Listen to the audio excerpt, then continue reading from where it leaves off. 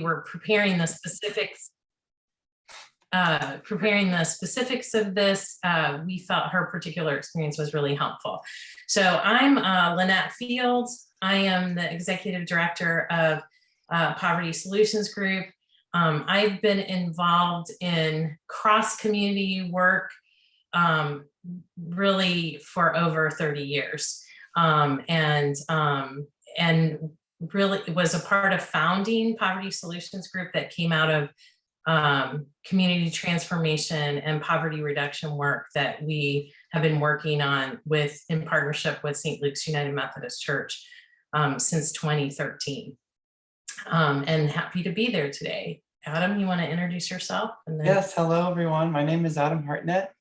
I use they, them pronouns. I have a background in social work and currently serve in Poverty Solutions Group as the regional circles coach.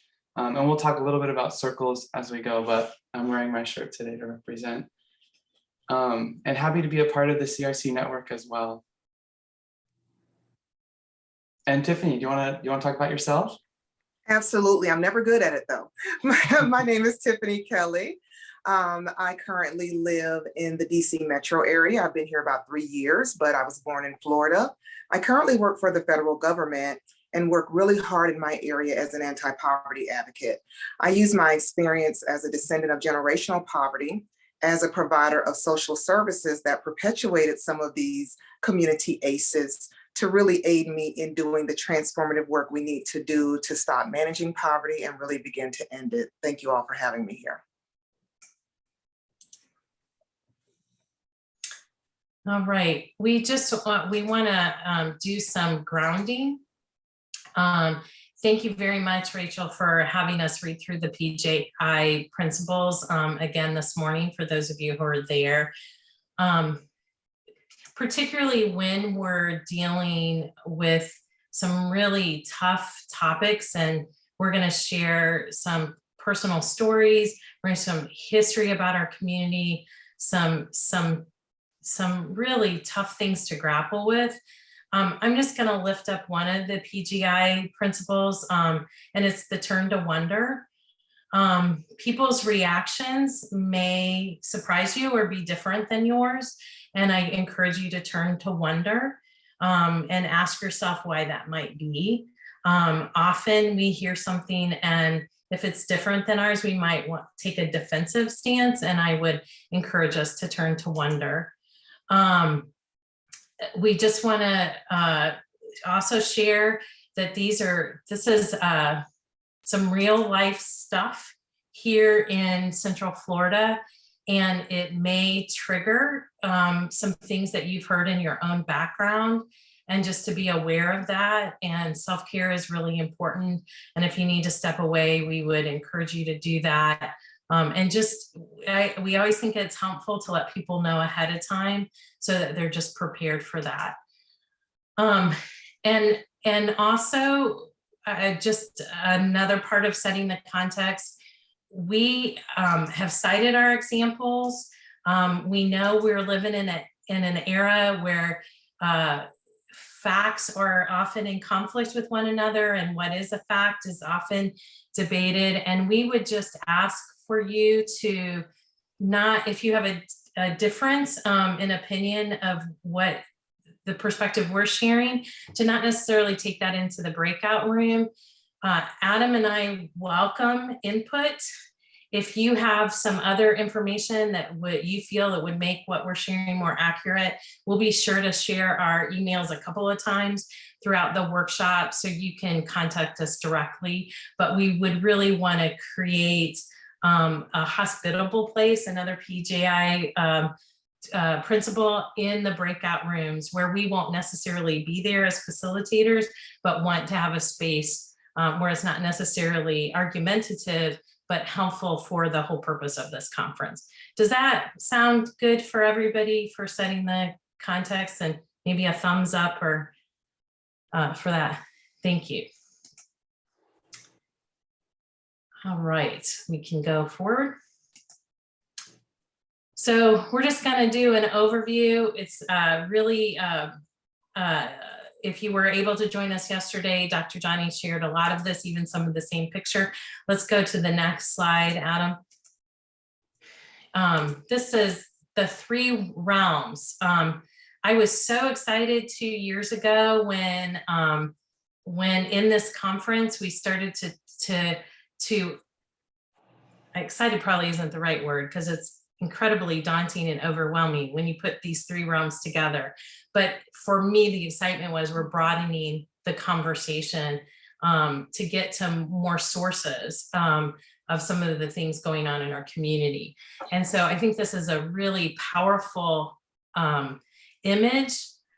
So in the tree, that's the adverse childhood. It's the things that happen within the household, right? Then number 2, and we're gonna in the next slide, you're gonna see all these. So if you can't read everything, we're gonna spend basically the rest of the workshop talking about the ones in 2. But that's what's in our soil, what it is that helps a tree be healthy or unhealthy. And these are the adverse community experiences or environment. And then 3 is just things that are outside of the control of an individual in a household, in a community, that are happening around us. And when I first saw this picture, we hadn't been experiencing a global pandemic. So number 3, unfortunately, is incredibly real to us right now in our current day and age. And I added in the chat yesterday when it was brought about a global pandemic, I think it's important to remember that not everybody experienced the global pandemic the same way. And we know that there were incredible disparities in the impact of the global pandemic. All right, so let's dig into these a little bit more. You'll see a list here of what's in the soil and the difference between a healthy soil and a not so healthy soil. So this was brought up yesterday also in our conference. So Dr. Wendy Ellis, who's the Director of Community Resilience, she works with the Milken Institute, which is part of the George Washington University, and she was a presenter in April 2020. Very, very powerful presentation.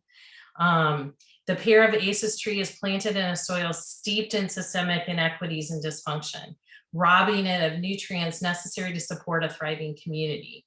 Adverse community experiences such as lack of opportunity, limited economic mobility, fear of discrimination, and the associated effects of poverty and joblessness contribute to and compound the adversities experienced by individuals and families. So you'll start to hear the layering of the ACEs.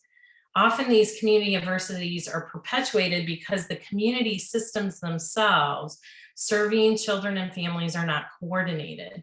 Adverse community environments are the result of policies and practices across multiple systems that were perfectly designed for place-based inequities they produce. So particular geographic areas are going to experience the layering of the 2 ACEs differently. Many of the nation's poor living communities have concentrated poverty not by choice, but rather by design. And these are closely connected to the social determinants of health. So even with this list, it's extensive, but it's not exhaustive. In our experience with Poverty Solutions Group and circles, we have found that policies around an under-resourced person who loses benefits, that creates an effect called the cliff effect, or benefits a cliff. People face a benefits cliff when they receive public benefits from the government, and then they earn a raise, and then they discover that they make too much money to receive those benefits, but it's not scaffolded equally. So they're still not making enough money to sustain themselves and their household. Predatory lending is also not on this list, and it's another contributing factor that incredible high interest debt for many of our people who live below the poverty level. And one example, look where you see payday lenders, rent-a-centers, pawn shops, no credit check car lots. What neighborhoods do you find those types of businesses in? All right, Adam.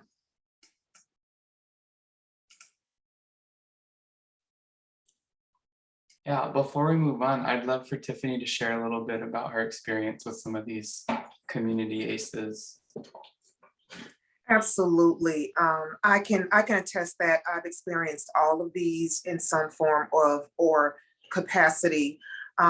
Particularly one of the things that I like us to have conversations about in 2022 is the barriers that are created to people that are seeking help. That was one of the main that was one of the main ACEs that I experienced. As we begin to navigate systems for help, such as food stamps, Section 8, WIC, all the forms of government assistance, those tend to take a lot of time. It's excessive documentation that we have to provide to prove the need that we have. And as a person that is working in a job that pays low wages, time and money are things that we simply don't have. I never had enough time, vacation time, to take off. When I was on the Section 8 program, there was a window for the annual inspection to happen, and they could come anywhere between 9 and say 12. So that took money out of my pocket, money that I needed, and it also took the very precious time that I just did not have to waste. And we are still perpetuating that for people that need assistance. Thanks, Tiffany. I think it's really important as we go through this. We're going to bring all of these community ACEs down into focus. So we're going to see how adversity looks personally, but also specifically in the Central Florida community. You may not live here in Central Florida, because I know this is a virtual conference, but as a network, that's where we're focused. These several counties in this area. So I want to talk a little bit more about what do some of these look like here in our soil? What are the nutrients we're getting, and what are the nutrients that we're lacking here? So as we go, if you think of a good example, I would really encourage you to share it in the chat. I'll be looking at it. I'll probably bring it into the conversation, or Lynette might as well. So what are some adverse community experiences that you've seen, experienced, or heard about in Central Florida? Please do share those in the chat as they come to mind.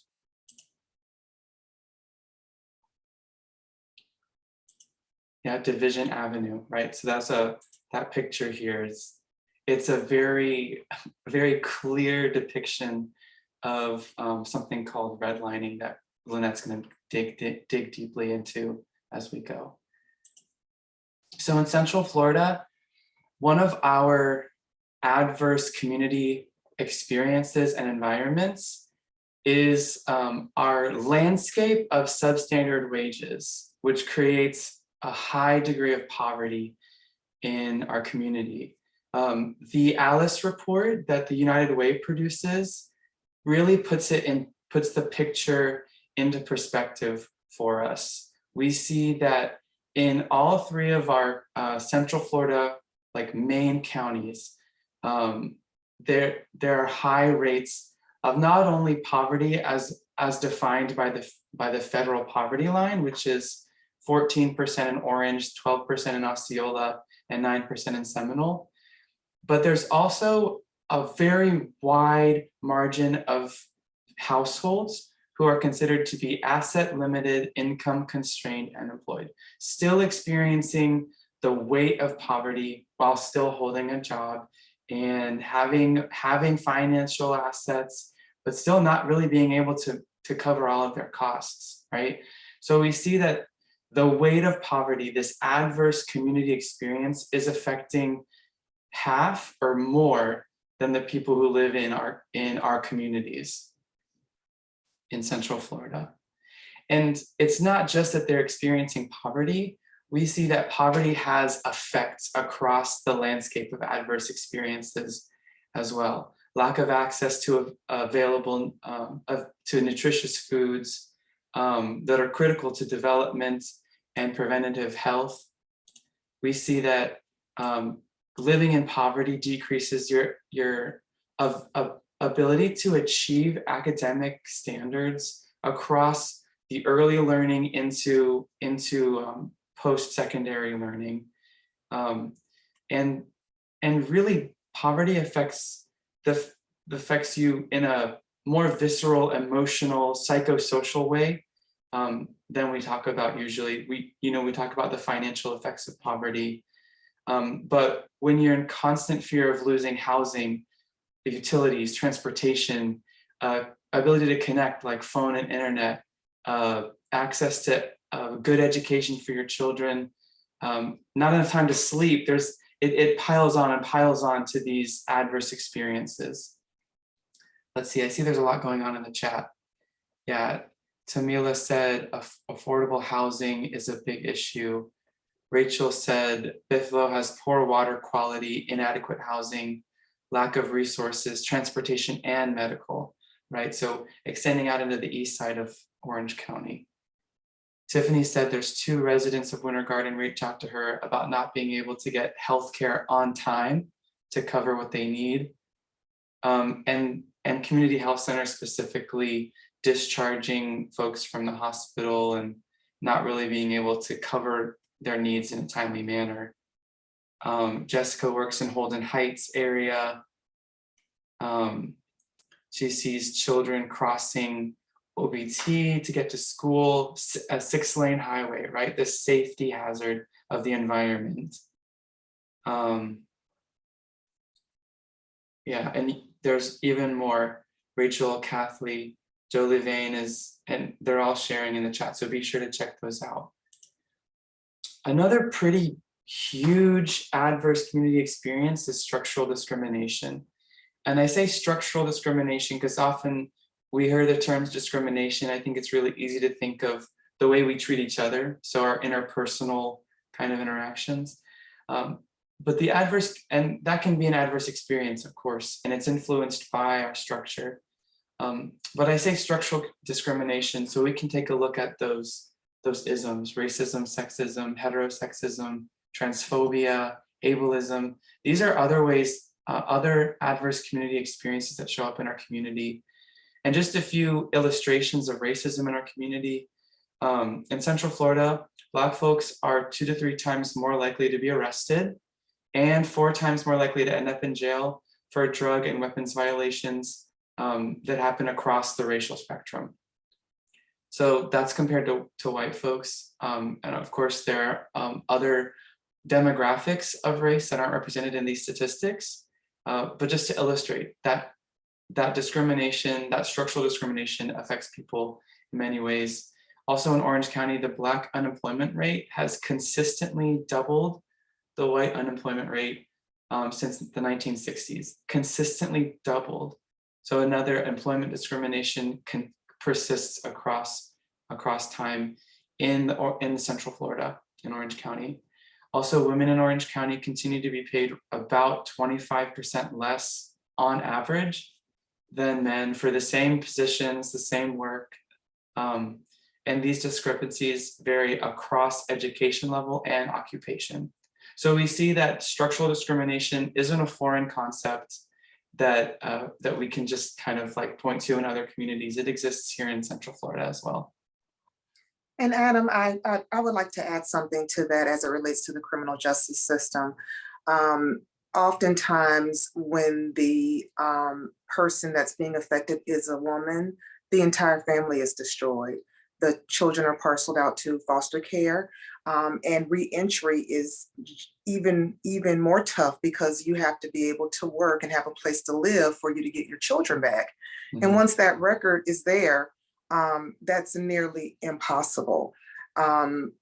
Once you're touched by a criminal record, it is nearly impossible to get out from under the weight of that. So the poverty systems will be constantly perpetuated. So it's something we need to consider as we look at women that are going to jail.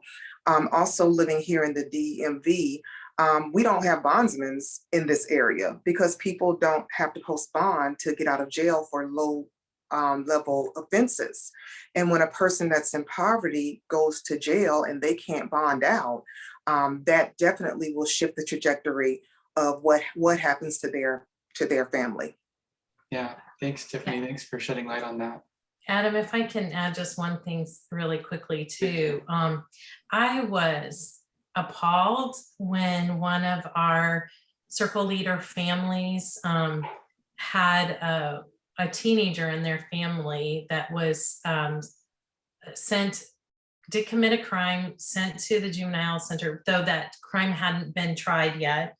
And on Michigan Street, because we're talking about Central Florida, that there was dedicated, Rachel's heard me talk about this, dedicated parking for the media and access for the media in the courtroom, even though you couldn't show faces, but out in the hallway, it was free game. And just Tiffany, along with what you were sharing, I think that means the media has access to the parents before they get legal counsel. They're in the courtroom, and I think it traumatizes the families and it perpetuates a stereotype about crime in our community, because we know other families with more resources who have lawyers right away do not have access to that camera. Yeah, I would encourage, I'm sorry, Adam. I would encourage any of you that have time to take a ride down and sit in on the juvenile court proceedings. It will transform you when you see the Black and brown small hands and faces that are going through that system, oftentimes without family present because they have to work. It will really change how you see the way juveniles are handled. Yeah, I think this kind of leads us into the next adverse community experience. Rachel and I and about 28 of our peers served on the safety task force for Orange County about a year ago, over a year ago now, I think. And it was sobering to see the way that the juvenile justice system creates and perpetuates adverse experiences for youth and really cycles them back into the criminal justice system. Exposure to the criminal justice system increases your likelihood of committing a crime in the future through various means. And we learned of this wide view of violence in our community as well, often kind of categorized into spaces. There's domestic violence and there's community violence. These adverse experiences kind of span from within your household all the way throughout the community and within our systems and structures, perpetuating these violent acts as well. Adam, are the DV stats here? Is that Orange County or? That's Orange County, yes. So this is according to Sheriff John Mina. So domestic violence in 2021, there were roughly, according to John Mina, 4,300 calls and 3,700 charges in Orange County. And when we look at community violence, it's often statistized as gun violence. So there have been 227 shootings between January 1st and June 10th of 2021. And that includes 73 victims. And that's compared to this year, in the same time range, there were 183 shootings and 58 victims. So we saw the way that, I think this speaks to the way the pandemic affected our community's rate of violence as well. So how these adverse experiences compound each other and can often exacerbate the effects of those experiences.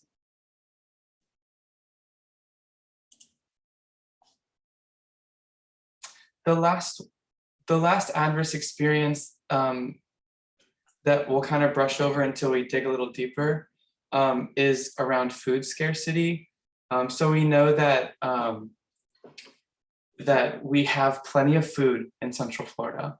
It's not that we have a lack of resources, thanks to Second Harvest and other awesome organizations. But Feeding America projects that 13.8%, that's 1 in every 7 people, and 20.1%, that's 1 in every 5 children, live in a household that might be food insecure. So not having enough food isn't just a lack of nutrition and energy and all the things that food is. It creates a social emotional strain on not only the family, but the individual kids. I said earlier a little bit how that can affect not only your ability to function, but your ability to learn, your ability to take in information, your ability to interact with other people. So I want to ask again, have you seen any of these adverse community experiences play out in your community, in your work? Please do share them in the chat as we go. Adam, did you see the Jacqueline's question before we move off the overview? Are you? Oh, yes, Jacqueline, thanks. Yeah, so Orlando does have a civil citation program. Orange County has one as well. It's relatively new according to what we were told in that safety task force. I don't know if you remember more details on that, Rachel. It's been around a long time, but I think because Orange County was not performing well, they were doing much better in South Florida with civil citations. I think John Mina stepped it up and they really have done more to offer civil citations to young people. The program lagged in Orange County, but the last data we saw was stronger. But yes, it's available here. Yeah, it's not in every And municipality in Orange County either. I think I would like to add something to that as well. Are you able to hear me? I'm sorry. Yeah, go ahead, Tiffany. Okay. One of the issues that I've run into with programs like that is that it's oftentimes up to the officer's discretion. That's an issue, especially when there's already bias coming into play, both bias that's obvious and that's not as obvious. I've worked with people to have their records sealed, and in the state of Florida, the judge has to designate adjudication withheld for you to be eligible. And I've oftentimes found that people just aren't educated on those caveats that could really give people a second chance, especially juveniles. That has been the part that I'm seeing. So if it's not within policy and it's based on people's ability to understand and to use that option, it's not as successful. Absolutely, and that's where we've seen the results here, Tiffany, in North Florida. And we had to add in a layer of accountability as a caveat with the officer. They had to justify why that was not offered to that youth in the moment. Yes, it took some extra work, and the accountability had to stay there in order for us to see the results. And we did start seeing results. It took us a while, but, and you know where I am, I'm in Duval County. So, you know, I got challenges up here, but yes, yes. That dedicated effort to keep plugging away to say, hey, these kids, they gotta have a break. You gotta, and justify why. So that kind of, it takes away that opportunity to just go to the what's comfortable and just dismiss it. So I just, thank you so much. So it's not enough to have it. It has to be enforced. It has to be must. We can't rely on people to say, oh, I think I'll do this. That's what happened when we floated it out, work. but we didn't see any results. And then when you peel it back, you recognize that you've got to have the accountability at the officer level to say, for them to justify why they did not make that decision. And then that's where we saw the increase start. So I really appreciate Tiffany and Jacqueline for you sharing. And we're going to get in the second half, we're going to talk about the positive community experiences, the way that we're correcting or solving some of these adverse experiences. So hold on to those ideas. We're going to get there. I can personally feel the tension building in my neck and shoulders from talking about these issues. So I'd love for us to take a collective breath before we dig deeper and learn even more about these adversities, specifically in Central Florida. So if you're willing, please close your eyes. Notice your breath. Feel your feet on the floor.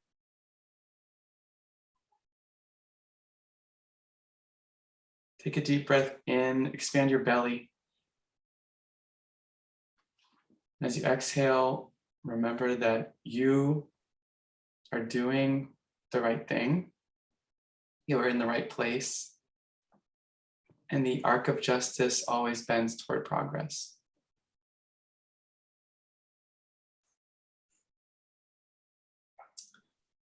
Thank you, Adam, for giving us a pause. And I think the pause is part of the practice of the whole conference. And it's going to get a bit harder before we get to those positive and protective ACEs. As you can see, we've just done a high level, even though we're trying to really zero in on Central Florida, we've just done a high level. We could do a workshop on each one of these and it'd have to be more than 2 hours, so and then we'd really need a whole day of yoga to get back on track. And so what we decided to do was just pick 2 to take a moment and follow a historical through line of where we are today, because I think that practice of understanding how we got to our current policies and practices, or how we got to our current the impact of those policies and to just do that as a practice, to go back in history, is a really important thing for us to do. So we chose housing and wages to dig in deeper to our Central Florida soil. So go ahead, Adam, next slide. So we want to follow a through line of policies and practices really related to housing since Reconstruction. And these policies and practices are really a part of our country's structural racism. And that has impacted and or created housing inequities. And then these housing inequities have contributed to several of the adverse community experiences, including but not limited to poor housing quality and affordability, poverty, historical trauma, and substandard schools. So we're just connecting several of those things listed in the soil of our ACEs tree. And all of these have contributed to differences in generational wealth, because housing and home ownership has been a key to generational wealth for the middle class. All right, next slide. So I thought we were going to be starting with redlining, but really here in Central Florida, we need to start back in 1920. We just commemorated and really in many ways had a public conversation about the Ocoee massacre in a way this community probably didn't experience in the 100 years since this happened. Rachel and I were actually a part of a group that went to the Orlando History Museum and saw the whole exhibit on the Orlando massacre. Incredibly powerful. I don't know if any of you were able to see that. I'm incredibly sad it wasn't a permanent exhibit. I know they're working on having it web-based so that our school children can continue to learn about it. Though it'd be interesting to know if that's still possible. So there were some really good articles, and there was a particular article on this anniversary in the Orlando Sentinel that I'm gonna share some information that was in there. Julian Chambliss, who was a former Rollins College history professor and now is at Michigan State and a curator of an MSU museum. He was quoted in this article, when African Americans progressed too far in their efforts to own property and create a better life for themselves after the Civil War and during the Reconstruction era, white people resorted to unbridled violence, like the 1920 massacre in Ocoee and the 1923 massacre in Rosewood. In the same spot, white mobs torched a church 100 years ago on Election Day, which ended with a Black man being lynched in Orlando and Ocoee's Black community burned to the ground, all because Black residents wanted to vote. After white residents terrorized all the Black residents to leave following the massacre, Ocoee would remain an all-white sundown town, a dangerous place for Black people after dark until the late 1970s, early 80s. It also, this is just another example outside of Ocoee.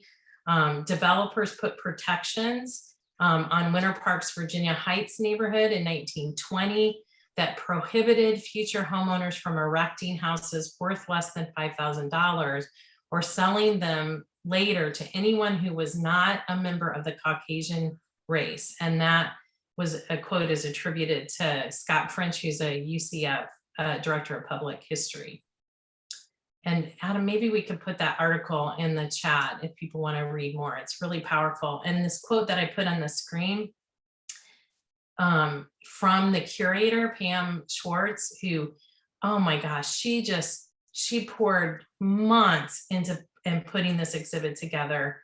And it's just such a source of information about the long-term impact. But if Ocoee's Black community had not been forced to flee their homes and intimidated into selling their land, the properties they owned would be worth more than $9 million today, including parcels belonging to July Perry near the Fruita Mix along Silver Star Road.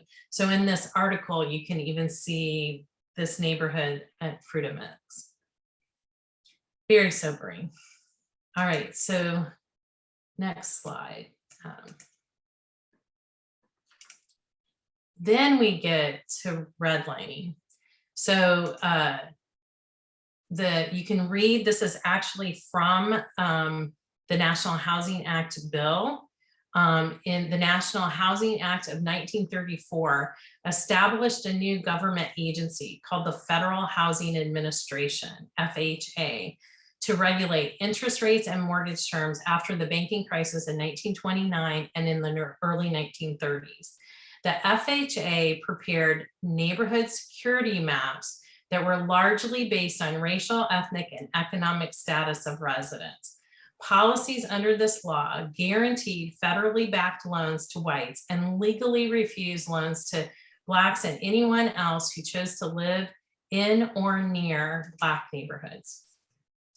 Right now, the next slide, we'll actually see one of those neighborhood security maps. So you can see what this looks like. Can you read it where it says A, green is the A, first grade, B, blue is second grade, C is third grade, D is fourth grade. So you can read those. And then this is the other picture, just in case you can't read it, just to show that covenants in particular neighborhoods named, they actually said not of white or Caucasian race. This system assessed the risk of default based on the racial composition of neighborhoods, with English, German, Scotch, Irish, and Scandinavian people ranked highest, and Negroes and Mexicans ranked lowest. Because federally backed mortgages were rarely available to residents of the neighborhoods that were transitional, racially mixed, or majority people of color, lenders began redlining those neighborhoods. They literally circled areas on a map whose residents were people of color to indicate that mortgage lending would not be available. redlining meant that credit-worthy applicants who would otherwise be eligible for a loan were denied mortgage loans because of the location of their property. Entire African-American neighborhoods were redlined or identified as grade D. So what did this do? This made it nearly impossible for appraisers in the private sector to do business in the Black neighborhoods because all the residents were considered bad credit risk. Home ownership at this time was the beginning of the white middle class as families of modest means began to build wealth. Areas with a low rate of home ownership had fewer assets, equity, and resources. Redlining led white communities that were next to Black communities to put up physical barriers like the wall between Eatonville and Maitland to stabilize property values. So the next slide. So here, even though this actually happened before the National Housing Act, and it's hard to read this, what it says in here, but you can see the red line here. And Sophia, as promised, it's the division line. So you can see where the red and the blue are side by side. That is actually division. So this is a map. If you can, Adam, can you do your cursor? Will they see that where Lake Eola is? So you can, are people oriented to how this map, where this map is for those of you who are Orlando? That's So you- I-4 down the middle, right? Like that would be I-4. Well, this was prior to I-4, which is a Oh. whole other issue. That road looks like it might have become the interstate there. Yeah, so this was in the Orlando Morning Sentinel on August 9th, 1924. The Orlando City Council passed segregated zoning maps and they called them Negro Zone 1 and Negro Zone 2. And Zone 3, and I don't quite know where all the zone numbers are, but Zone 3 in that little article that you see there is what created Jonestown.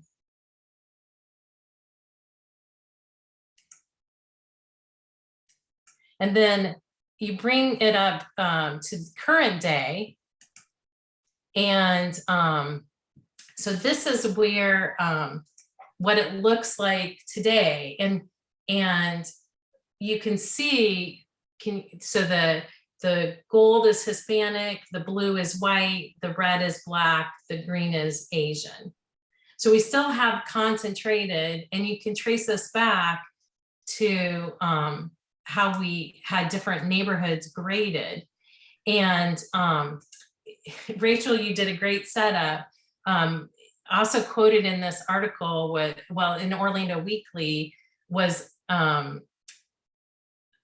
this was an example that actually was in Huffington Post that spotlighted Griffin Park neighborhood of Paramore, an area that was purposely surrounded by I-4 construction and now exposes residents to cancer-causing soot and noxious fumes. So I mentioned earlier, where do you find the predatory lenders? It's also really telling in almost any community, where do our interstates go and what do they disrupt? So I used to live in South Florida, and I know Overtown had some of the wealthiest Black resident citizens of Florida before the interstate, and Interstate 95 completely disrupted the economy of Overtown. And related to I-4, the child poverty rate in Paramore is 73%, right where the interstate. So you take all these things together, right? You have the massacres that didn't just happen in Florida. We learned a lot about Tulsa last year.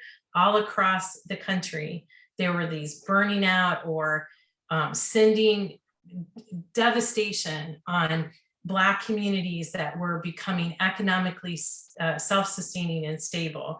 You have the redlining policy, and you have the disruption of Black economic centers by the interstates. all of those come together to disrupt that acquisition of generational wealth.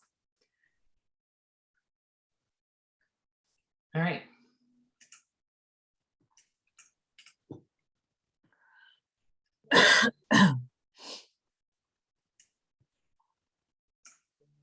Oh, I have one more. I'm so sorry.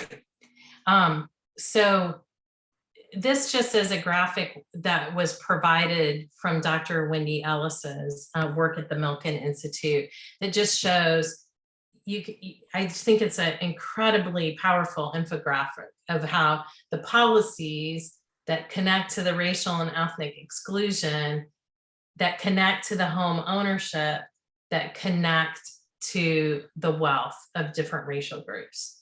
So that's the through line. Do people see how that plays out today? And Adam's going to dig in a little bit more specific data in Central Florida. Yeah, so we're talking about how home ownership can create generational wealth. And we saw how in Central Florida that was deliberately robbed of Black communities in the 1920s through those massacres, and then again through redlining and the housing policy. And so we're going to look at how that's affecting us today. So we have a lack of affordable housing. We're all probably aware of that happening in Central Florida. The way that affects us, that affects us on an economic arena is that it's really serving to prevent opportunity and economic mobility for those who have the least amount of wealth.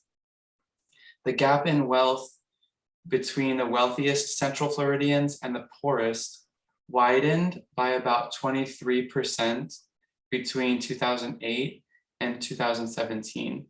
This chart shows you the orange dots represent the percent of income growth for the percentiles of income distribution. So the lowest 5% of earners, their income decreased by almost 10%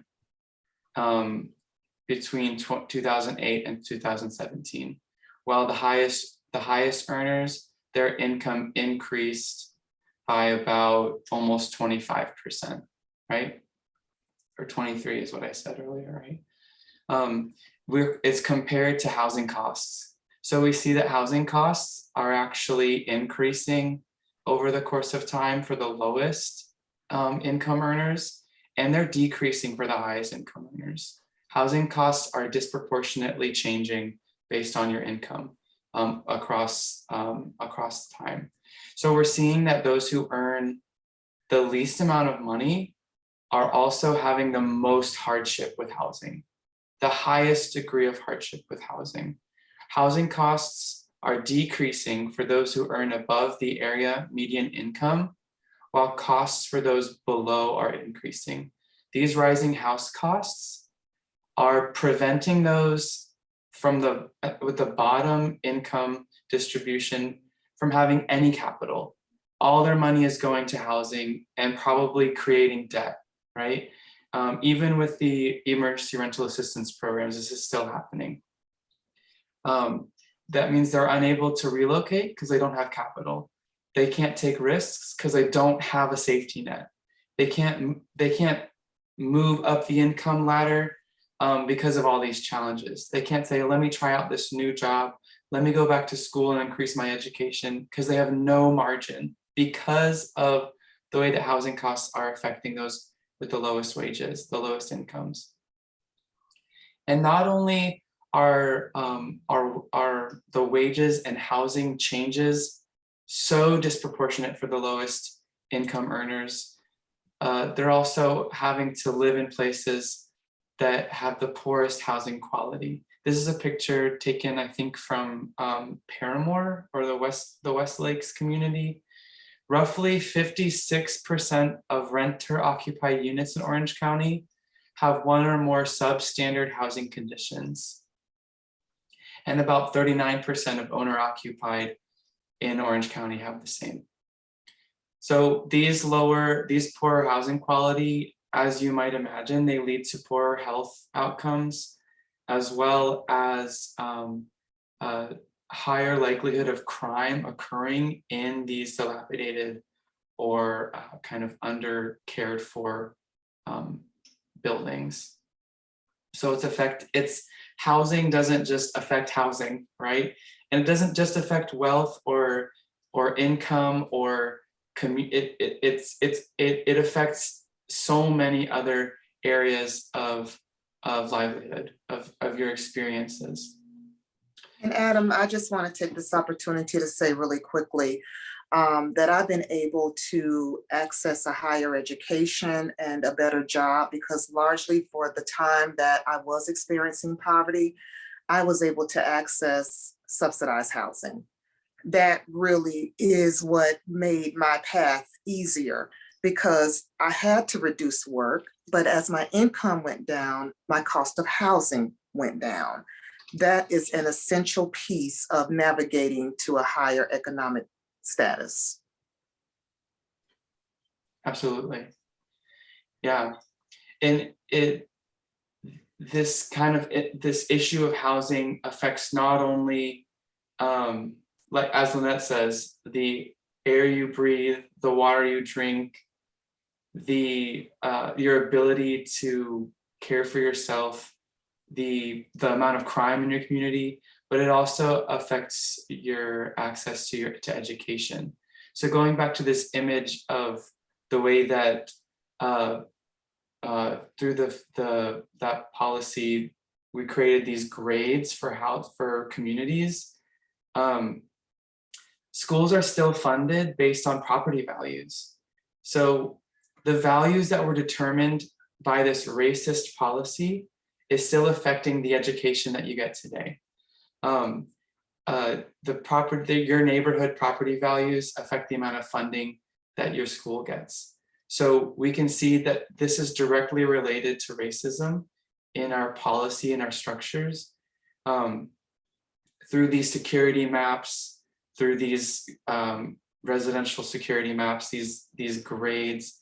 And we don't know the answer to this question, but I thought it was a really good question that we asked ourselves. Wouldn't it be interesting to see which of the D-rated communities are now the D-rated schools, where the D-rated schools are or the lower rated schools. So we grade our schools now, A, B, C, D, right? We don't know how that overlaps, but I wonder.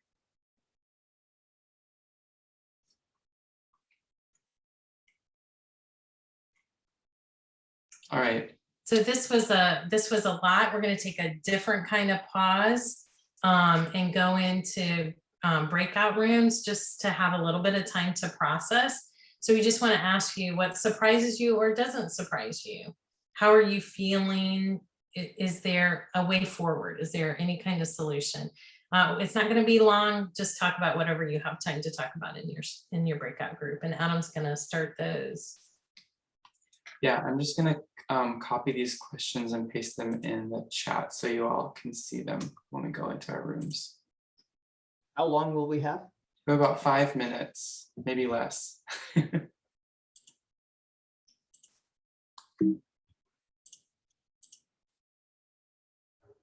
All right, so the rooms are open. You can go ahead and go there.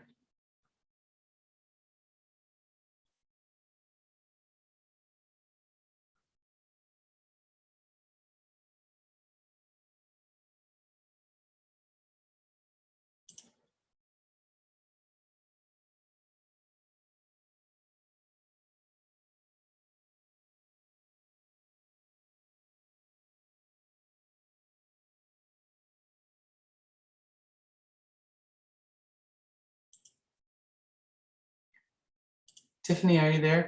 Are you able to join your breakout room?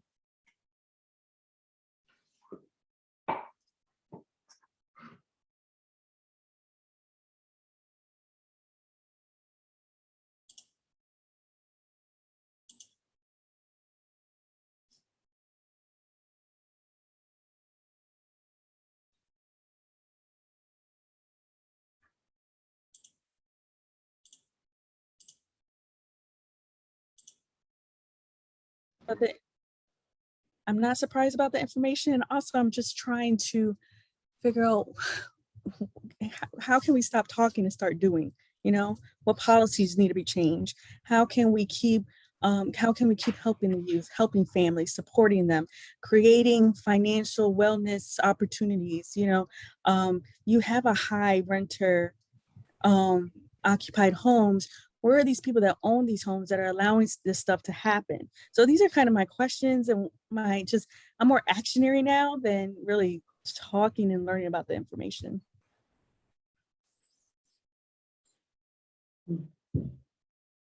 Great point, Jessica. We're about to get into that second half. Jacqueline and Erica, where are you both from?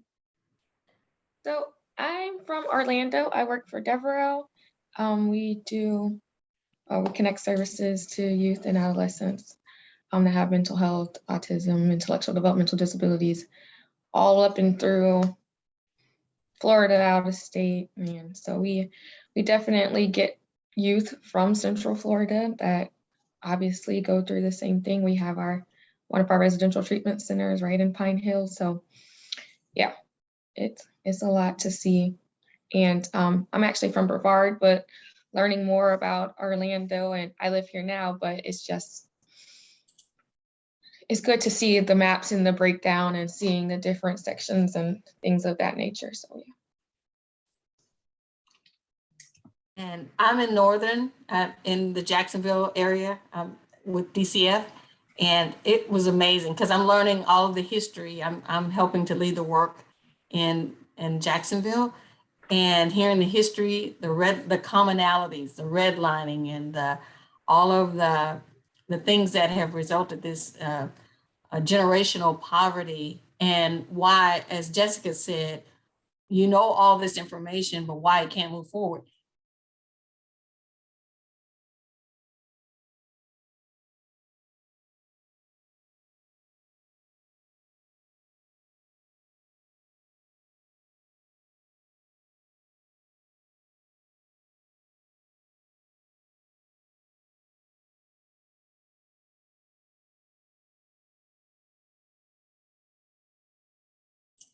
Welcome back from the breakout discussion. I know I heard some good discussion going on. Just gratitude for better understanding some of this information. Urge to action. Like, we talk and talk and talk. What can we do, right?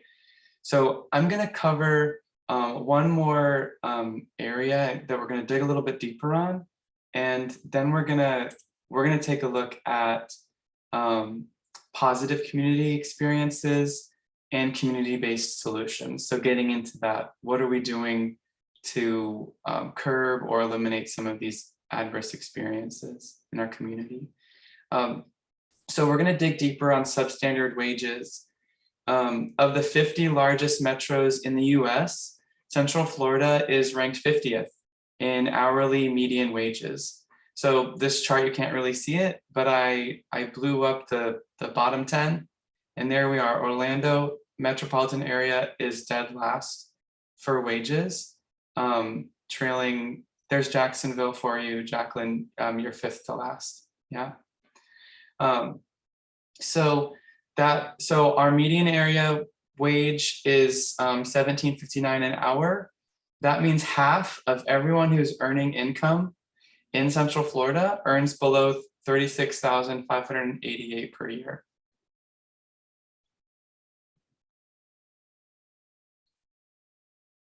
Yikes. 133,000 people alone in Central Florida work in the food service industry. And the average or the median salary for those workers is $23,000 a year. People are resourceful and creative, so they may have 2 or 3 of these jobs or a couple of part-time jobs to increase their annual salary, right? But we know that right now we're dead last. We have the lowest median wages of any metropolitan area. We also are experiencing cost of living increases in Central Florida. as well. So, or the Orlando metro area was the only city in the top 10 of cities that were surveyed in this this cost of living survey, where all 5 of our main expense areas for cost of living have increased. So the 10 metros where the cost of living is increasing the most, we're number 5. And we were the only one on that list to have all 6 areas see an increase in cost of living. So groceries are increasing, housing costs are increasing, utility costs are increasing, transportation costs are increasing, healthcare costs are increasing, miscellaneous costs are increasing. I took the liberty of looking up childcare costs, if they were increasing in Florida, and they are. So between 51 and 175% increase for childcare, depending on the age of the child. So we have the lowest wages. Our costs of living are increasing in every area.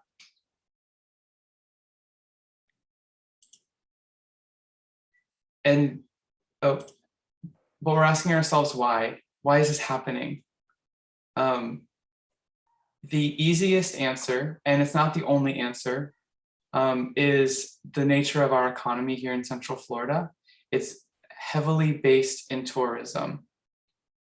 So we have incredible theme parks, attractions, world-class, right? They're awesome. And I want to say this insight isn't to say that we need to stop having world-class attractions in Orlando. I think that they're an awesome way to jumpstart our economy, to keep it going, but we rely on them.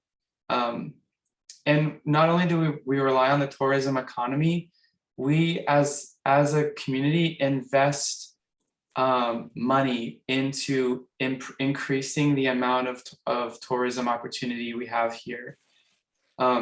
This is an image, kind of a conceptual image of Orlando, or Universal Orlando's new theme park, Epic Universe.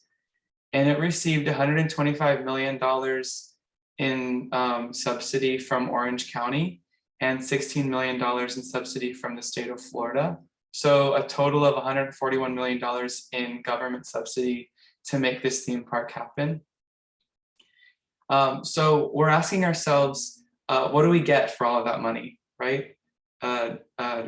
One of the kind of thought leaders in Central Florida on the poverty in our economy is Eric Gray, who was the executive director of United Against Poverty and now runs the Christian Service Centers, I believe. So he's asking these questions, right? So he's asking, what do we get? What are the wages that our workers are going to get? So the starting wages for about 14,000 of the new employees that will be brought on with this theme park, they'll earn about $15 an hour, much better than the minimum wage, but nowhere near living wage. So we're seeing that we're investing in this economy of tourism, but what we're doing is we're adding jobs that are paying these same substandard wages as we've seen in the past, that basically create a need for charity and welfare services rather than really giving people the wages that they need to live off of. We know that it's not all on the tourism industry. I mean, the tourism industry attracts jobs and attracts people to this area to spend money in these low wage industries. But our metro center was founded in an area that's not close to a waterway. Historically, waterways are the key to have been the key to like a budding and growing manufacturing industry historically it's relied on waterways. And so our manufacturing industry never had the chance to take off or grow or become industrialized the way it has in other communities. So we see that it's a combination of many factors. So there are human costs to these substandard wages. We've talked about them. They look like substandard housing. They look like using emergency rooms as primary healthcare. They look like reliance on food pantries and other charity for standards of living, as well as relying on public transit, which in Central Florida is underfunded and unreliable as well. It also looks like communities that have a high rate of violence in their communities, and access to cheap or lack of nutrition food as well. So the substandard wages, our tourism economy is creating a need for these areas as well.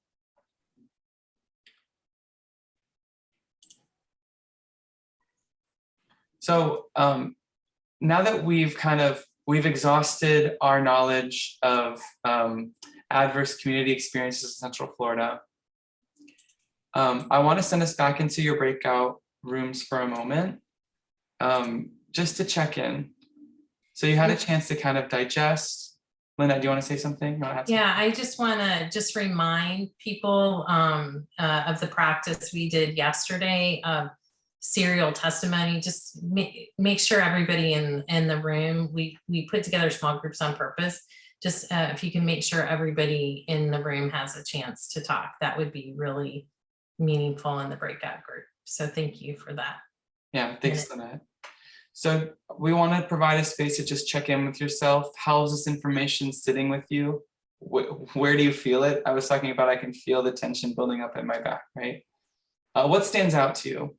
And then in what ways are we, or are you specifically allowing or perpetuating some of these adverse community environments to thrive? A tough question to ask, but a very important one in order for us to get into what actions do we take. So we're going to allow about 5 minutes in this breakout room as well. And I'm going to open those rooms now.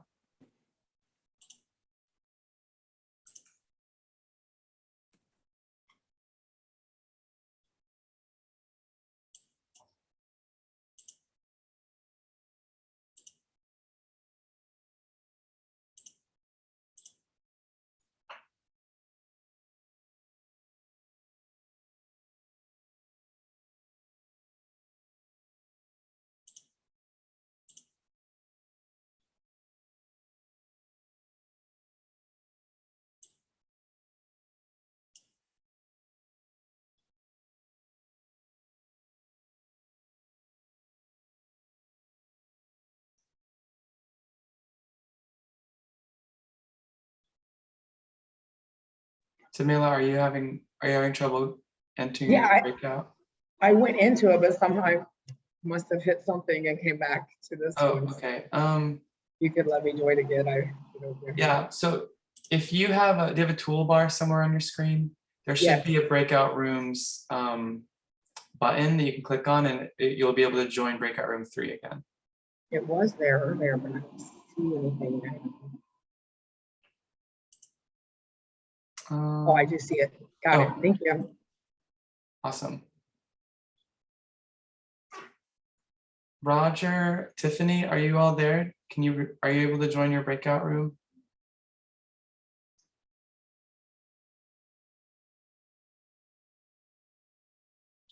Tiffany, I can see that your box is lit up as if you're talking, but I don't hear you. I don't hear anything.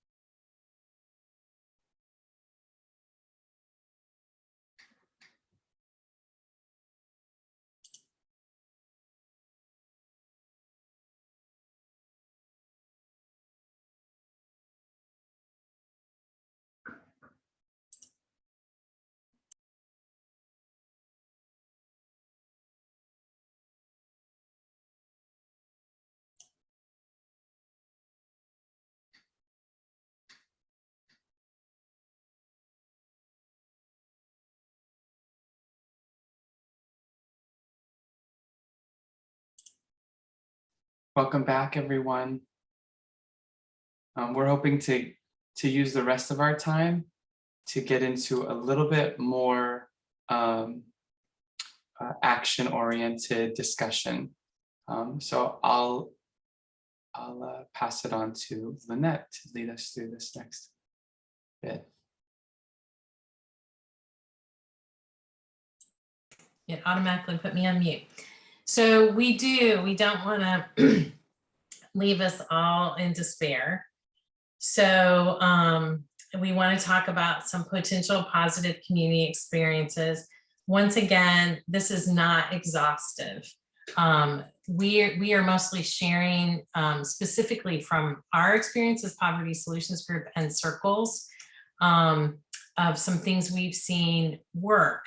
So we thought it might be helpful to talk about things that we've seen evidence of and not just theory.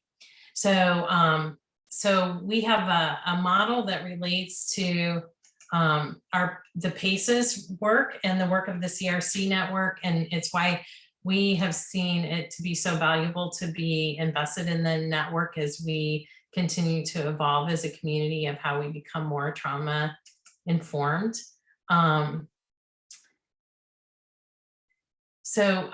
Yeah, let's go to there we go. Thank you. So this is our framework as Poverty Solutions Group. On the left side, you'll see homelessness, low income, so more folks that are surviving. And on the right side is long-term sustainability, thriving. Often the approach to poverty is one of management, poverty management, not poverty reduction. And that happens because we primarily focus on individual change. And I think that that's really, hopefully in the context of our last day and a half, even all the household issues are not created by an individual alone. So if we only have individual based solutions, it's going to be only a tiny number of those folks are going to make it all the way to surviving.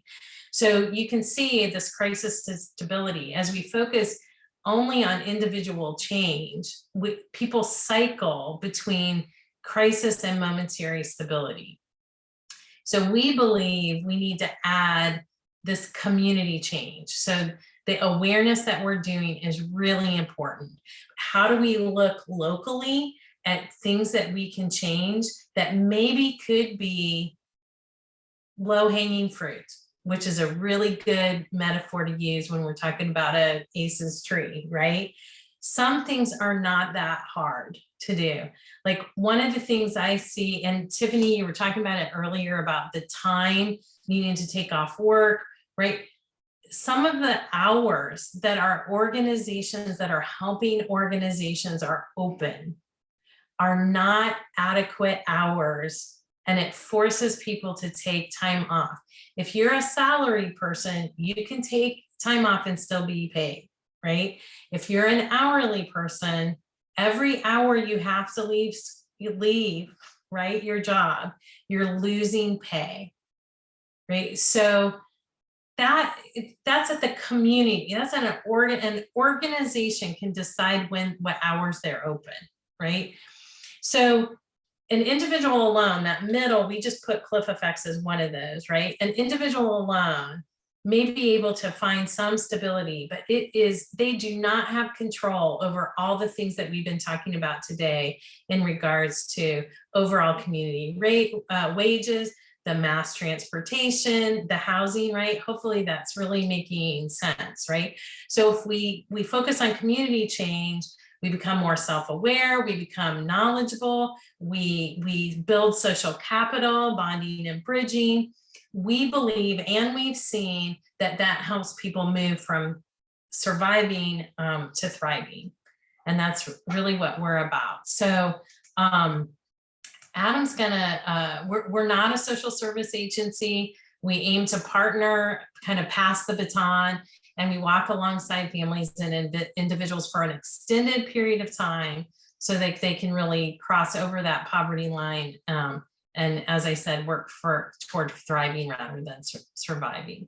So Adam's going to dig in a little bit more to our particular circles model. Yeah, so this is the model we've found that does the work illustrated above or in the last slide in the most effective way.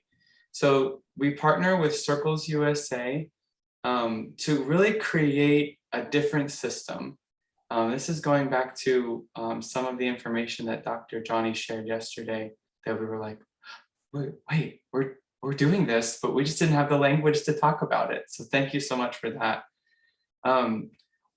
We're recreating a system on the micro level at first, and then as that system grows, it affects and changes the larger system and structure. So the approach to poverty alleviation that Circles USA takes is, one, simply help families get out of poverty. How do we relieve the burden of poverty so that our families aren't experiencing all of these adversities? Their children aren't subject to all of these adversities anymore that are associated with poverty.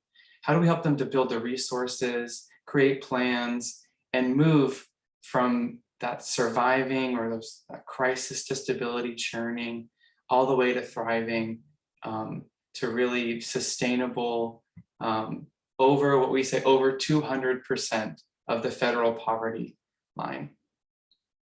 So it's through Circles that we help families to do that. And then the second and equally important purpose of Circles is to remove barriers that keep people in poverty.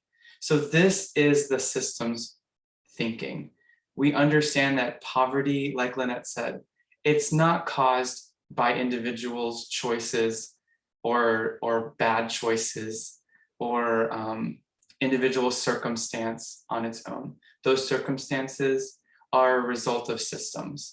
They're influenced by the healthcare system, our economic system, the education system, our history of racism through policy and community practice, right?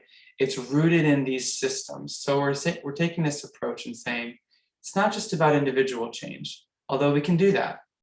It's about systems change because it's necessary so that less people are falling into poverty in the first place, right? Adam, I would like to interject here for just a moment. By all accounts, I have made it out. You know, I'm middle class. I own 2 properties. I make a very decent salary, but it's important to recognize that I didn't make it out in time enough to save my children and grandchildren from poverty. And that's why this work is so essential. For myself, that's out. I have a child and 2, almost now 3 grandchildren that are gonna have to go through the same thing that I have. And this is why this work is so important. Thank you, Tiffany. So we see it's not just about the individual, it's generational, right? So I want to talk a little bit more about how the Circles model works. Hopefully it'll give you some ideas, either in the work you're doing of how to structure or adjust what you're doing, or it'll get you like vibed up to join us in the work that we're already doing in Central Florida. So the Circles model is based on this this building social capital, where our efforts are all around how do we expand each person's access to other people. And it's not just other people who have like experiences, or it's not a big group of people who are all experiencing poverty going through this together, although it has that in it. Circle leaders go through training together. They learn, I'm not the only one who's experiencing all of these obstacles. I'm not the only one who is having trouble with the education system for my kids. I'm not the only one having a 4-hour commute to work because I use the bus. I'm not the only one who is relying on food pantries for half of the food that I need and on food stamps for the other half of food that I need, right? You're not alone. Once the circle leaders go through training, then they get access to allies, volunteers who are from who have a background of stability are able to give their time, energy, and in some cases other resources to this movement, who receive training in the like as circle leaders, so that they can say, I don't have all the answers. I don't know exactly what you've been through, but I have an understanding and a sense and an ability to listen and partner with you and say, I want to walk alongside you as you lead me in your journey out of poverty.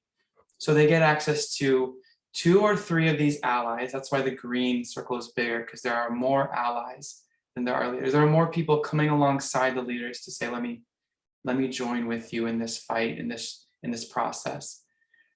We support the youth through a similar kind of circles youth track. So they're receiving and learning, and they're able to kind of unlearn some of the mindsets that poverty can create for children, to disrupt the cycle of generational poverty. They're supported by staff people, the circles coach and the circles coordinator, which is me here in Central Florida.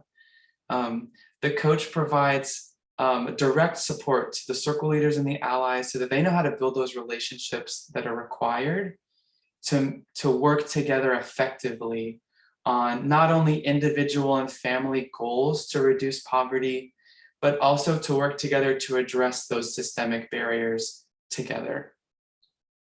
We have training facilitators as staff people too. So Chantel, who's on the call, is one of our lead facilitators for the circles trainings that we offer. So I'm really excited Chantel is with us all the time.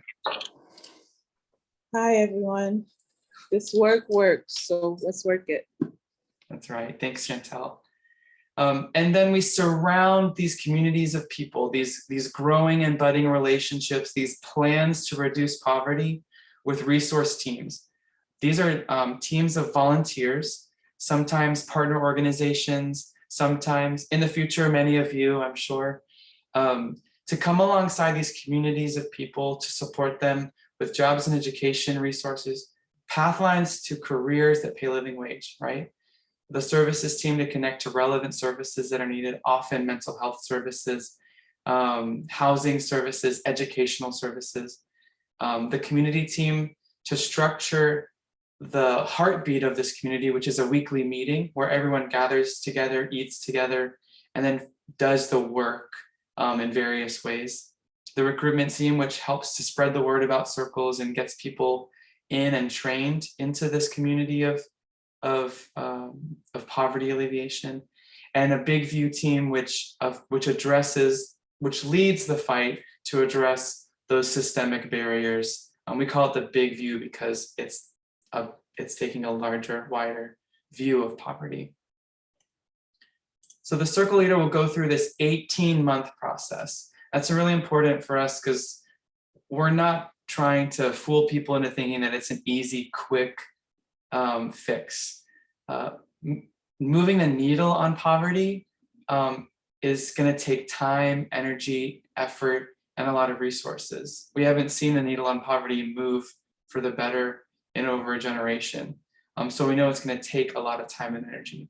So circle leaders and allies work together for 18 months and often more than 18 months to build relationships, to create plans to overcome poverty on the individual and family level, and then actualize those plans so that the circle leader, the burden of poverty is lifted off of the circle leader's shoulders.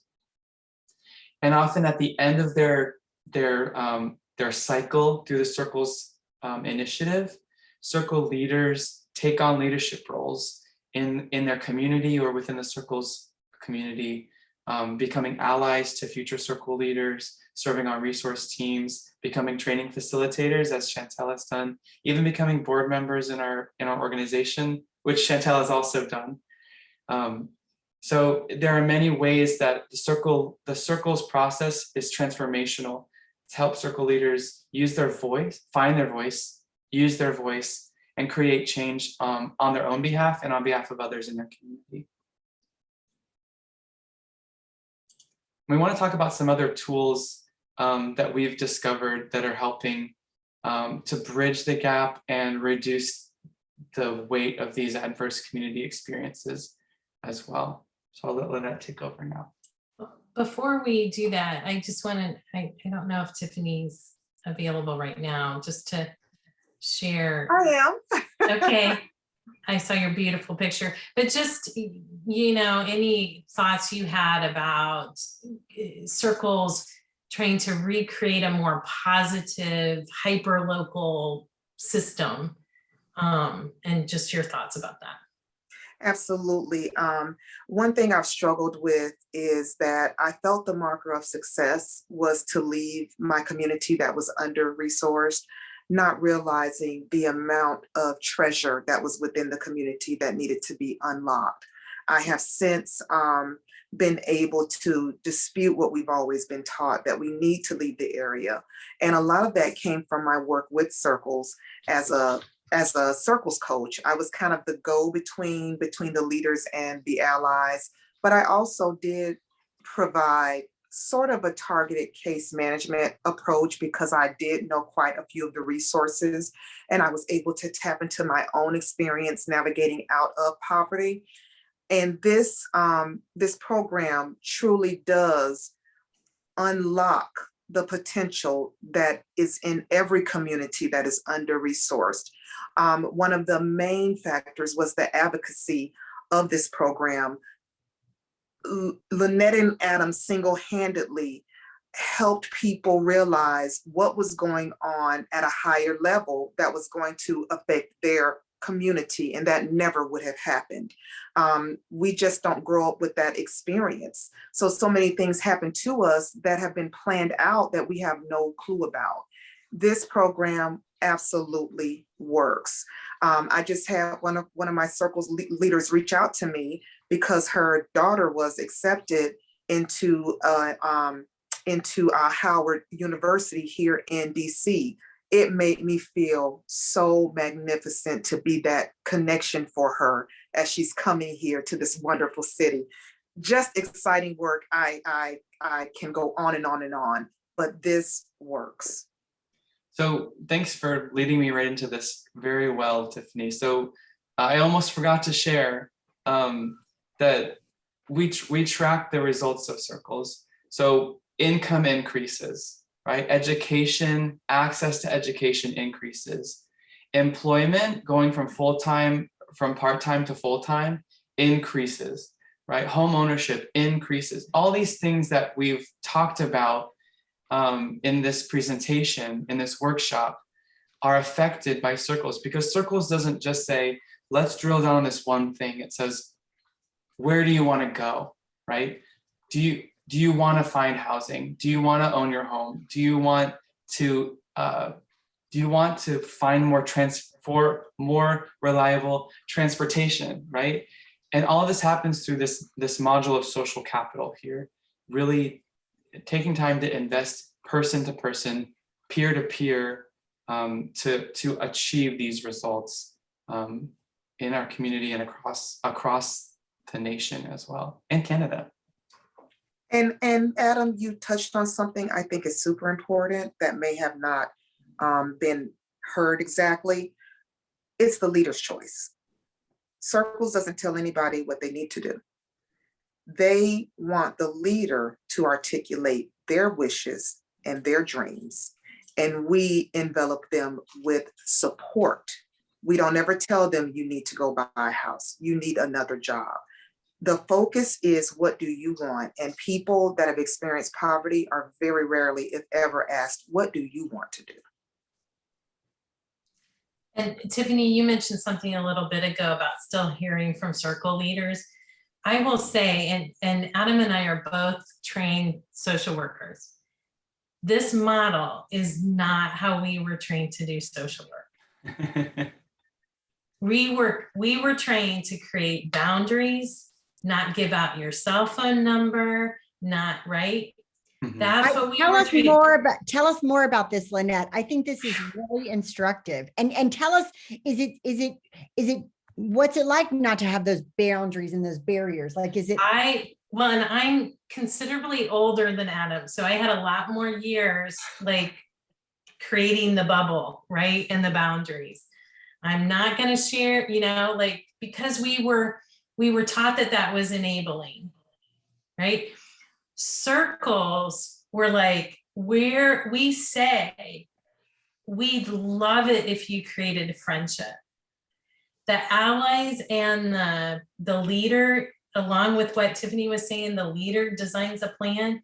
We encourage them to share cell phone numbers.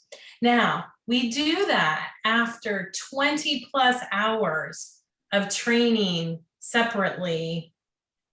Not just part of the preparation is, how do you have unlikely friendships across racial, socioeconomic, language, culture, and you do it with mutual vulnerability, respect, dignity, right? So that's what part of our, and that's what we're going to talk about in just a minute, right? But I run into in the grocery store, I run into circle leaders all the time. Our cohort 1 that started in 2014, gosh, Adam, half of them are still involved in one way or another. They come back and they're facilitators, they're testimonies.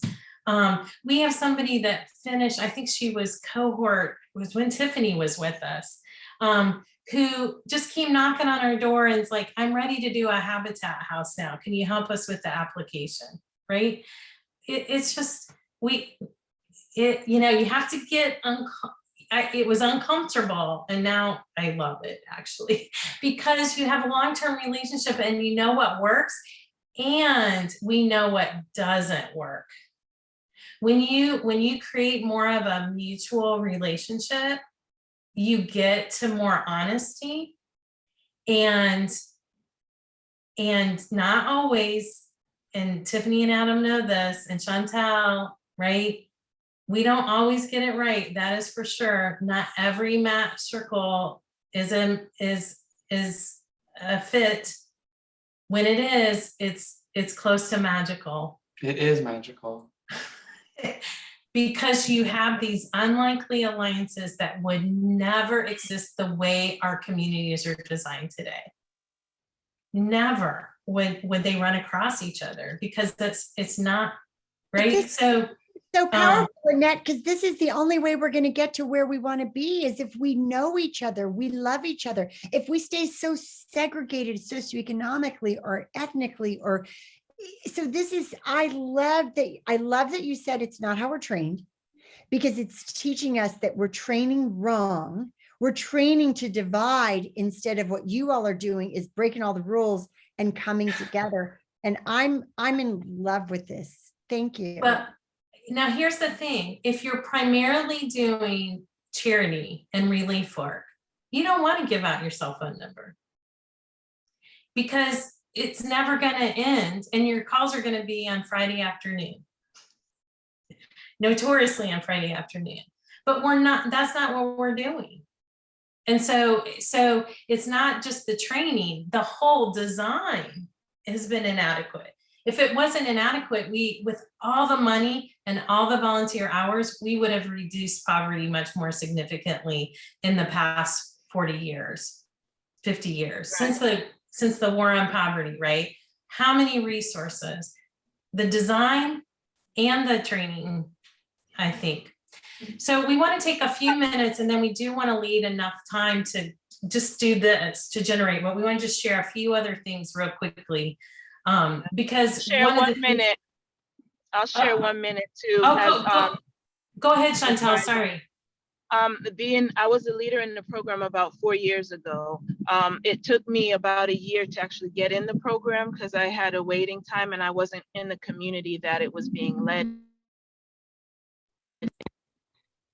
Oh, we lost you. We lost you, Chantel. Been out. Oh, hold on. Can you hear me now? Gotcha now. Yeah. Okay, I said once I started as a leader 4 years ago, I haven't stopped doing the work since. And like today, I serve on the board and I serve on the different committees, and I served as a ally and I serve on wherever I can because I see what it's done for myself. My children have been able to thrive in school. I've been able to thrive in my professional career, and it's not always perfect and no relationship's going to be, but we learn the ins and outs of relationships. And one of my allies is still my best friends. She's led me into a career where I can show up for myself. I can speak up for myself. I can advocate for myself. I have a session at 1:30. I'm getting ready to go and prep for, so I'll see you guys then. But thank you so much for all doing this work. I'm still in the trenches and I need help to get out. So let's all connect and let's make it happen as we are. So thank you guys. Oh, Chantel, thank you so much. So much. We know you've got a big thing ahead of you and we wish you the best. Go, go. Bye, guys. Thank you for sharing. All right, so we just wanted to share, one, we don't do this alone, we're collaborative, right? So we don't have the solutions, we're trying to connect the systems together.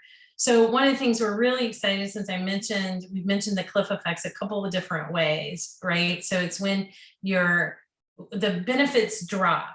So if your income goes up, like if you're on public benefits to be able to meet all your needs, and we had a question about what the federal poverty level is. So a lot of and Adam did so well with the wages. Those wages aren't enough. So many people need benefits to cover their basic living expenses. If you get a job promotion, right, and it goes up just a little, your benefits, they drop out completely, right? There, I got my hands actually up in the screen, that helps. Drops out completely. Right. So it doesn't scaffold proportionately. Does that make sense? And when we first started Circles under an initiative of St. Luke's back in 2013, 2014, we didn't find that many other people talking about the cliff effects.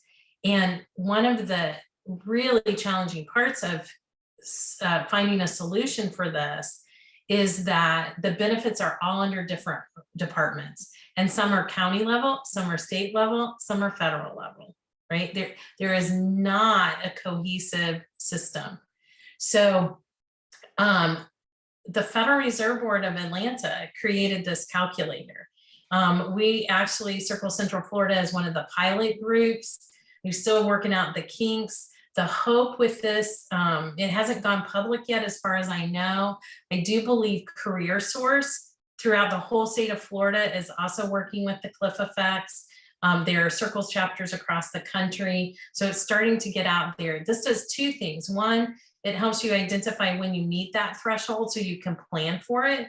So I will just plant the seed of one of the possible solutions our community could have is when we identify what that gap of funding is, can we identify organizations, potential funders, we know it's going to be for a short period of time, that would fill in that gap before we can change the policies, which absolutely need to happen, right? Can we find organizations that will fill in that gap so people don't fall off the cliff? Like that's a potential. Some communities across the country are doing that.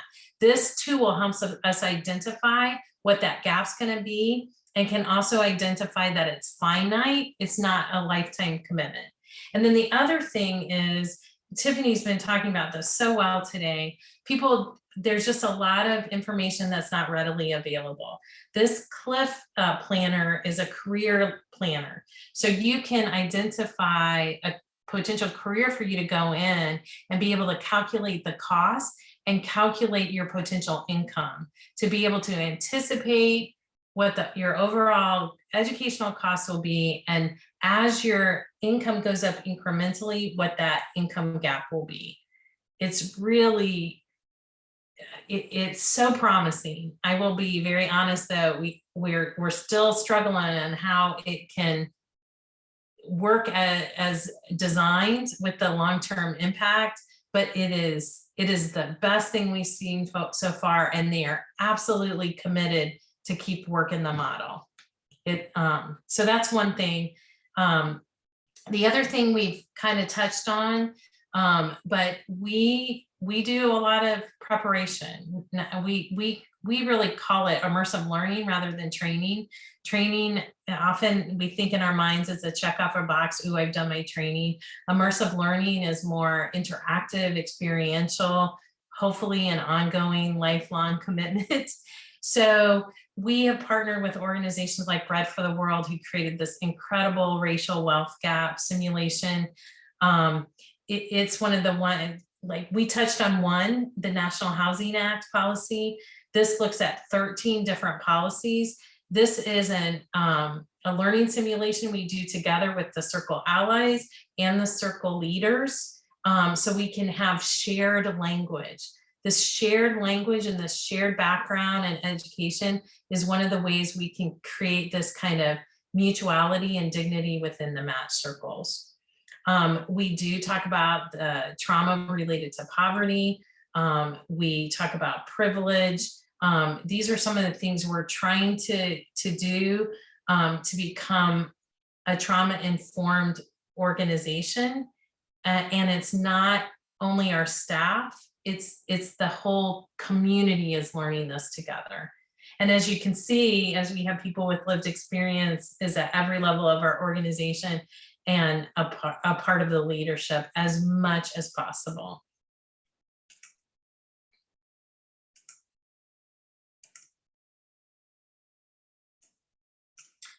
And this image is part of the, I really like this one. You may see people on boxes at the fence, right? Equality, so this is one of the learnings we do. Equality is when you give everybody the same size bicycle, no matter what their needs are. Equity is when you give people the bicycle that they need. Right, so circles and what we do in Poverty Solutions Group, it's not a set curriculum.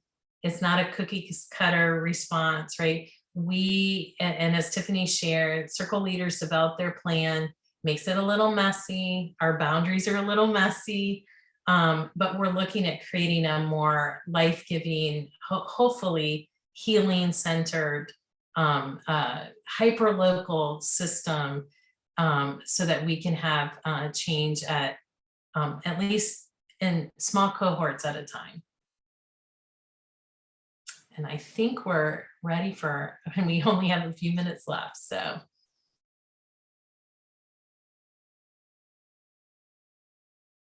Yeah, so we want to be able to work with you in this group and for the next maybe 7 minutes on exploring next steps.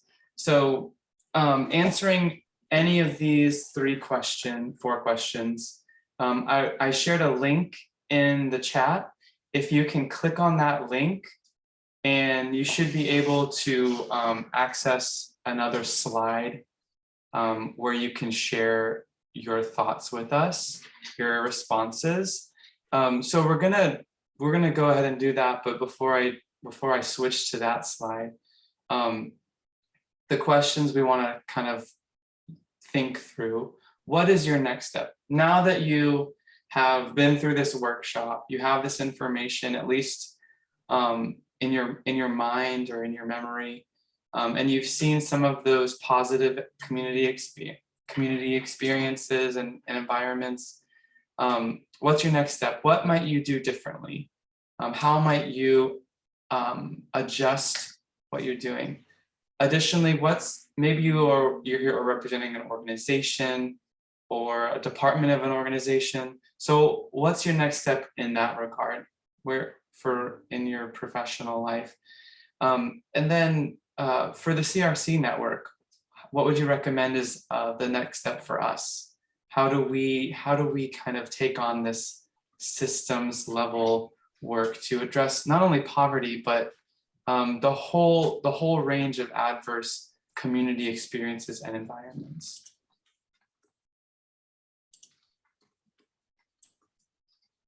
Here we are. Look, y'all are already there. If you have any trouble accessing this document, feel free to type your responses into the chat as well. So I see continue to lead the racial wealth gap to raise awareness. Mm. That must be from Tiffany. Think through the low-hanging fruit and see how we can bring these ideas to our leaders.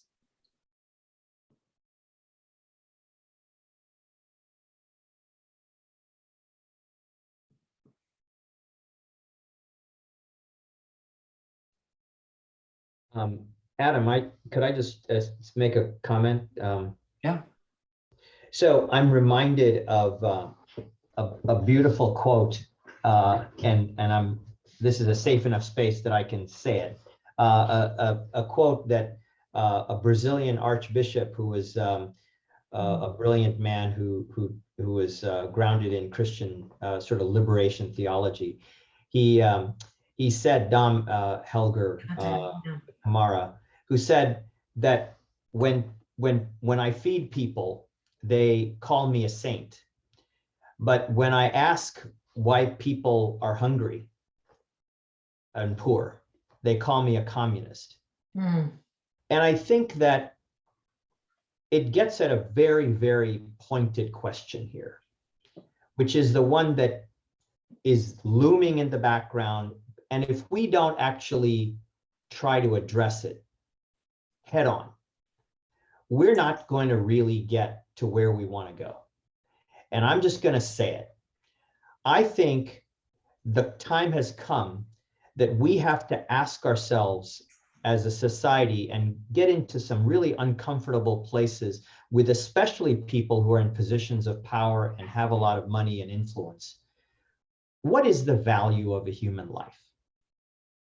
Not economically, the value of a human life. Because yesterday I sent a quote, that from Paul Farmer, who said that the problem with the world is that some people matter more to others, right? Some people think that some people matter more than others. And I think that our systems level issues and our structural violence has its roots in this perception. Even the word poverty, which I use and value, I wonder if there is another way to frame this conversation now in which poverty itself, right? It has for years, but I could see how using the word poverty to those who especially find it difficult to talk about, let alone do anything about, when you have emotions of guilt, blame, stigma, and apathy, how are you even getting people's attention and awareness to actually care, right? And so I think that the value proposition of what is a human life and what is a human being is far more important than poverty. Now, it doesn't mean that this is going to solve the problem that someone's hungry tomorrow. I think that those things need to be done. But I just offer in the context of this very, very complicated, probably one of the most wicked problems we have from a systems thinking point of view. I think it's a question that the time has come to ask it. Can I say something about that? Like at Valencia, for years, we focused on the students, like it's what was it, an achievement gap? And it was always like their deficit. And now at the college, we say be student ready, like to Asim's point, to rephrase. Poverty feels like it's those people. But what if we reframed it like it's a deficit in us? Because at Valencia now, we're beginning the language, we have to be student ready. It's not those problematic kids that aren't prepared. And what do we do about them? It's what do we do about us? So like to your point, Asim, let's keep talking about this. How do we frame this in terms of a community deficit versus those people deficit? I think that's a wonderful point. And in this area, it's tough. I was living in the richest zip code in the country, and they have put systems in place to keep it closed off. But one thing I often tell them is if we do not make sure that our children and our families have what they need, their deficits that they're experiencing at some point will knock on everybody's door. You will not be excluded from the harm that they are experiencing if we don't collectively address this issue. We have to look at it as we are only as strong as our most vulnerable. I just want to add to everything that educating the community, the people, is very important. I've learned quite a lot in this workshop, including my ignorance. You know, I didn't understand why someone would used to work full-time so that they could be on welfare. But now I understand now I understand more about the standard wages. So now I can sympathize or understand, and not just, and people are voting. So reaching out to the public, educating the public is not something lightly. It's making an impact. So continuing that work and raising awareness about CRC and these little workshops are very important. Thank you. Yeah. Yeah. We take a stance as an organization that poverty reduction is multi-layered and multi-level. And that's why one of the biggest parts of our organization is those immersive learnings, is getting this information out to the public, educating the public, like you're saying, helping people understand these concepts so that we can make different choices. Because if we stay in ignorance, we're going to make the same choices policy-wise, voting-wise, economically. So, Well, And I really want to push this. Reach out to the churches. Go to them, because I really believe a lot of faith houses or churches don't know how to get involved into the community. They don't know all these resources available, or they are unaware of what actually is going on, like everything we learned today in this workshop. So I would really say, reach out to community leaders, churches, leaders, and educate them or share with them these resources, these workshops. And I think that can help get the word out to many people. So any way we can reach mass media or people, get the word out, it's going to make a difference when it's election times, what people are voting for, how people are voting. It's going to make an impact. Very, very good. We don't know what we do without faith communities, because it's one of our biggest source of allies. And in addition to circles, one of the things we do is a cost of poverty experience. And you'll be glad to know it's a 3-hour learning the life, walking in the shoes of somebody who is experiencing poverty. And that's happening with faith-based communities all this weekend. So hopefully that is encouraging to you. And one of our Big View things, we didn't get a chance to go into details, is voter education. We're nonpartisan, but a lot of people are intimidated, especially we don't do a lot of education in general about local elections. And local elected officials have a big impact on a lot of these community things that we've been talking about today. Housing, transportation, right? Schools, a lot of those it doesn't have to all go up to Tiffany's new neighborhood in Washington, D.C. A lot can be done locally, and helping people understand the decisions that our local elected officials are impacting is huge. So the break doesn't start till 12:30. So we're in this in-between space, but our 2 hours is actually over. Thank you for being with us in our first time doing this particular workshop. As you can tell, we've had components of it in our work, but we haven't put it together like this before. We would appreciate any feedback that you have, both suggestions as well. We'll take compliments as well. But any suggestions, we just really appreciate that energy, even though this is a really hard topic. You guys have engaged with really positive, kind of collaborative energy, and we appreciate this. And Tiffany, a very, very special thank you. Your voice here today was deeply, deeply impactful and appreciated. We're glad you could join us and that we have it. We're still connected, even though you're far away. Thank you for having me today.